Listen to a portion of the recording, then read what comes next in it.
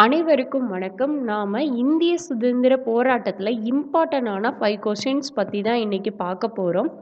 First, இந்தியாவில் ஆங்கில கல்வி எந்த ஆண்டு அறிமுகப்படுத்தப்பட்டது அப்படின்னா, 1835ல டி.பி. மெக்காலே அவர்கள் தான் இத அறிமுகப்படுத்தினாங்க.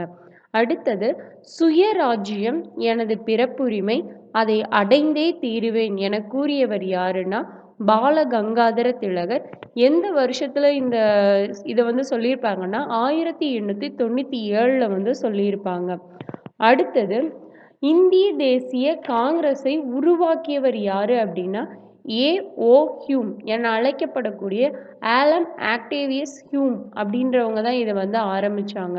அடுத்தது, காந்தியடிகள் தென்னாப்பிரிக்காவில் இருந்து இந்தியா எந்த ஆண்டு திரும்பினார்னா, 1915 ஜனவரி 9ல தான் இந்தியாவுக்கு வந்தாங்க.